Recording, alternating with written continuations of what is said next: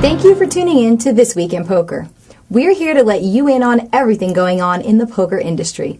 The biggest news of this week revolves around a legend of the game, Doyle Brunson himself. Doyle's Room was one of the first online poker rooms to leave the U.S. market, and they announced this week that they have returned. Online poker players in 39 states can once again use Doyle's Room. When Brunson's namesake poker room left the U.S. market in February, it was operating on the Tribeca Tables Poker Network.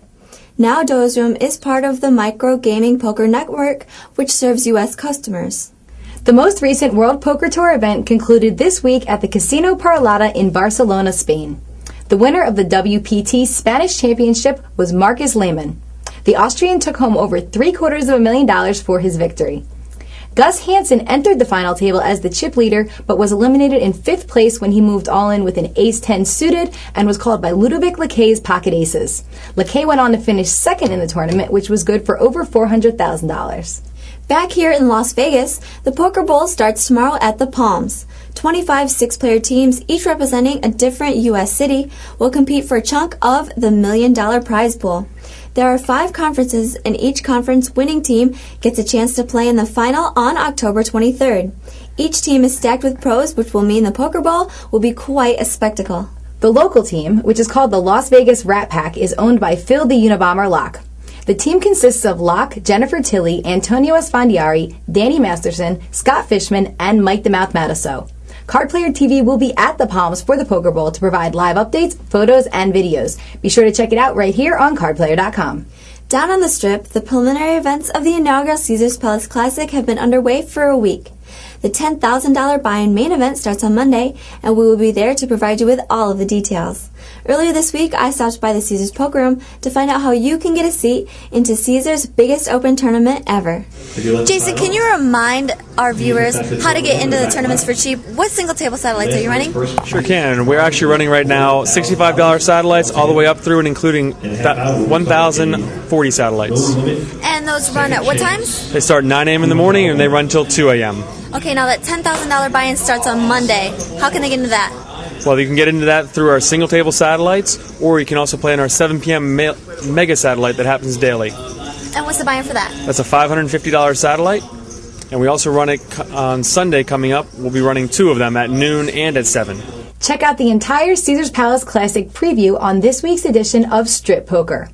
Poker rooms here in Las Vegas are not all as packed as Caesars. The Hilton Hotel and Casino, located just off the Strip on Paradise Road, closed their doors this week. The Hilton had a poker room years ago, but it had been closed for quite some time. They reopened a new poker room in September of 2005, and it was in existence for a little over 2 years. Lack of interest is what ultimately drove the casino to eliminate their second poker room. An Atlantic City casino called it quits last November, but it had stood vacant on the oceanfront for months. An implosion lit up the beach last night when the Sands was laid to rest following a fireworks show. The 21-story building, which had housed a poker room for years, was packed with 300 pounds of dynamite. In less than 18 seconds, the building was reduced to over 30,000 tons of rubble. This was the first time that an East Coast casino was demolished. Pinnacle Atlantic City has plans to construct a mega gaming establishment on the land that was formerly occupied by the Sands.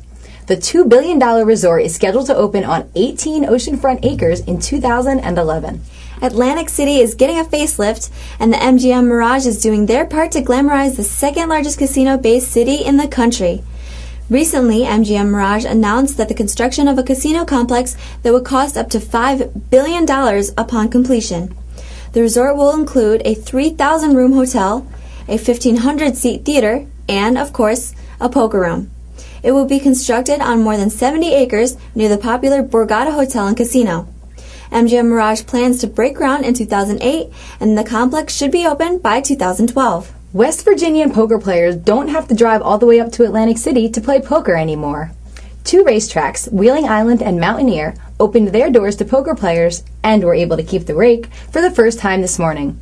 Earlier this week, practice sessions were held at the tracks, but the rakes went to charity. The rooms will spread Hold'em, Omaha, and stud games at a variety of levels. Within a few months, both poker rooms plan to run daily tournaments. We at Card Player have a busy week ahead of us with the Poker Bowl and Caesars Poker Classic going on here in Vegas. But Card Player is already planning on the coverage of the next World Poker Tour event. Up at Foxwoods in Connecticut, the 2007 World Poker Finals preliminary events kick off this Monday with a $300 buy-in no-limit shootout. There are 15 preliminary events leading up to the $10,000 buy-in World Poker Tour Championship, which begins on November 7th. Last year, Nanad Medic won his first World Poker Tour title by beating a tough final table that included two of the top female poker players in the world, Kathy Liebert and Mimi Tran. And that sums up This Week in Poker. I'm Christy Arnett. And I'm Lizzie Harrison for Card Player TV.